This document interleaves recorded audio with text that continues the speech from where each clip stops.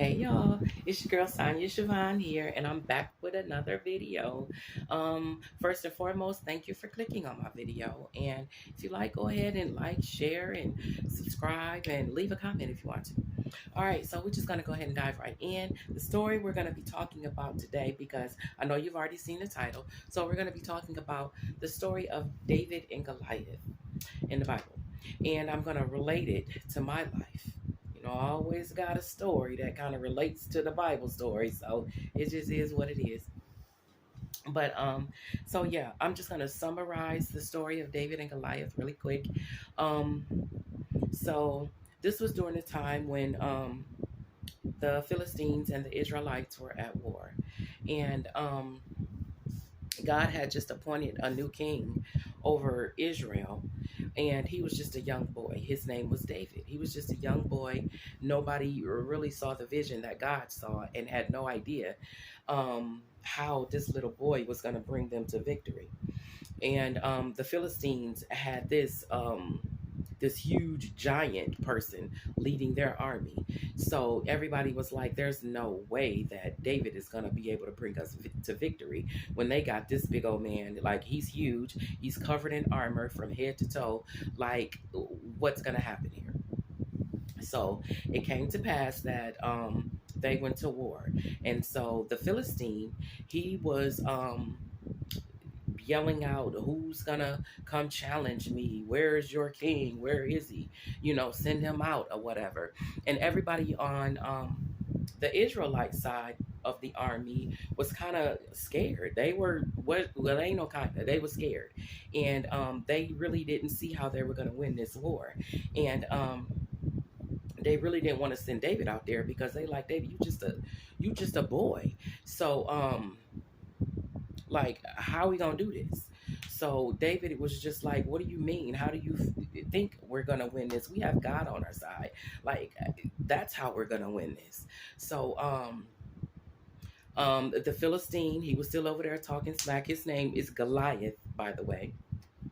And so he told David to come on out, face me. So David comes out and faces him.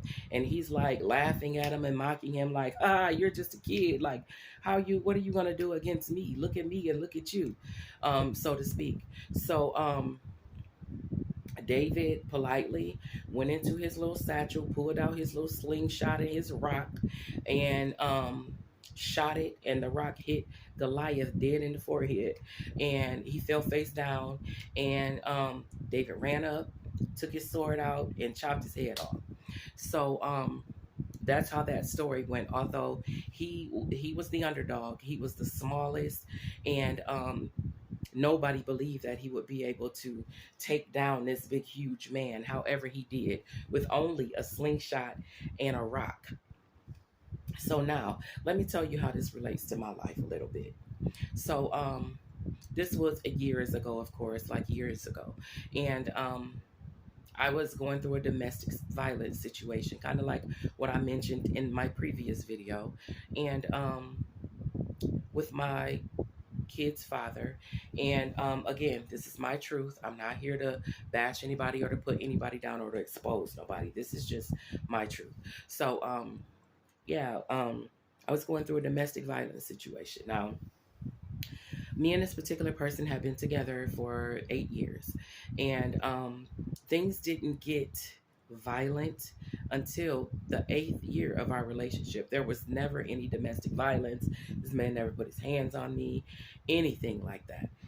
Um, but throughout the entire relationship, I was cheated on, multiple times, babies popping out all over the place with other women and stuff like that. I put up with a lot in that relationship. And so toward the end of the relationship, I just got tired and I was just over it. So I started doing my own thing. And but of course, they could dish it out, but they can't take it. And at first, I was just sneaking around, doing what I was doing, in the dark, hiding. And of course, when you're hiding, things always come to light. When you're in the dark sneaking around and stuff like that, it's always going to come out because you start acting different, your patterns start to change, and things, it just started to change with me. And he started to question me, like, what's going on? Are you cheating? What you doing? Like, what's this, what's that? And at first I wasn't honest. I was lying, and you know, pretty much just lying, saying, I ain't doing nothing, you tripping, running the same game on him that he ran on me for years. So, after some time, he just kept asking, and I got tired of lying. So I just admitted it and told the truth. Yes, I'm cheating, and this is pretty much what it is. I'm not gonna stop. Like, and matter of fact, I don't even want to be with you no more. And that's how that went. So, and when I tell you this man lost his entire mind, like he lost his mind. Like I don't even know this person that he turned into. But from that day forward, um, he just thought it was okay to start putting his hands on me. And this went on for a very long time, you guys, a long time.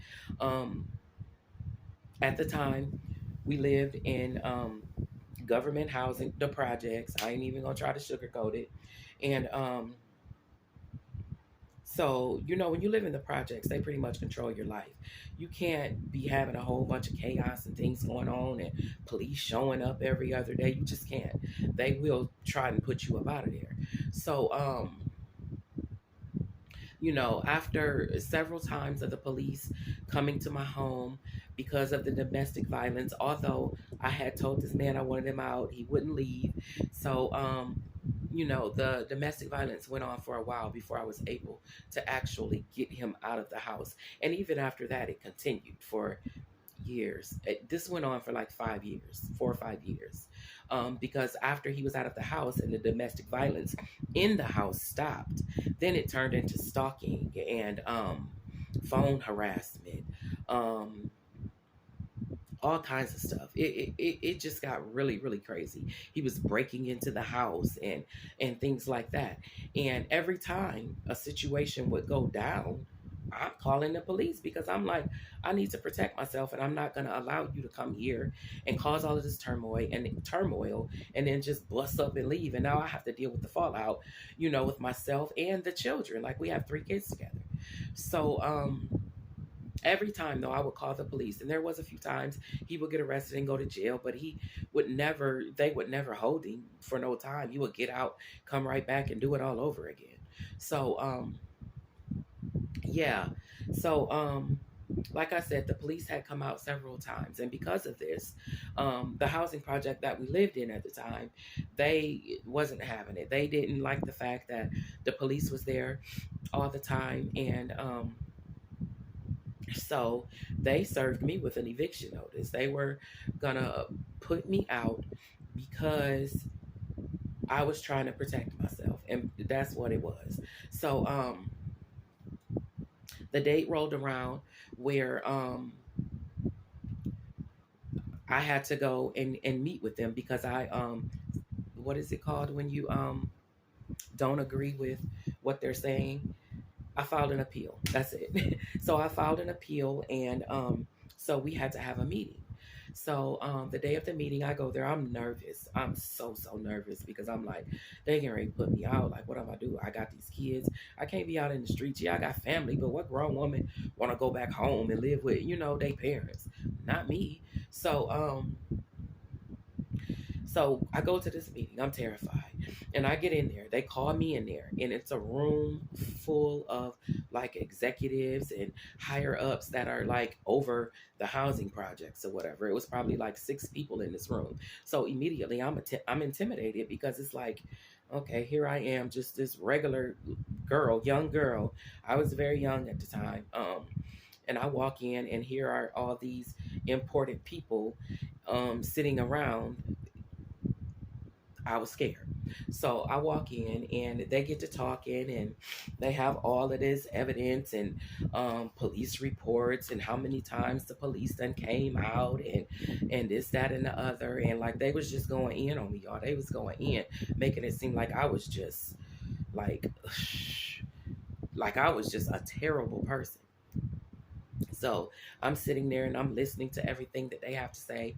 And when it came time for me to talk, it was like, I don't know, something came over me, and it was just like I was Johnny Cochran up in there. When I tell you I was in there fighting for my life, like David did. And long story short, I talked my way, okay, so let me back up a little bit. I kept talking and I kept talking, and I was telling them, like, how is it, my fault? Y'all trying to put me out of here when I'm not causing this. This man is literally coming to my house, breaking in.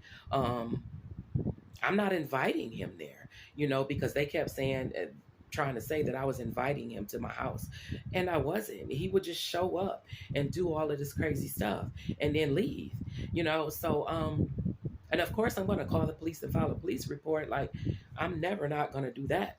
So, and I'm explaining to them, like, all our lives we hear, protect yourself, protect yourself. This is what women are told: protect yourself. If you're ever in a domestic violence situation, call the police, report it, fill out the reports, don't ever take it back, show up in court, follow through. That's all you ever hear. That's all I was doing. So I'm telling them all of this, like, and it's just not fair that when I do what society has told me to do my entire life, then I'm punished for it. And you want to throw us out in the streets. Like, what good is that going to do?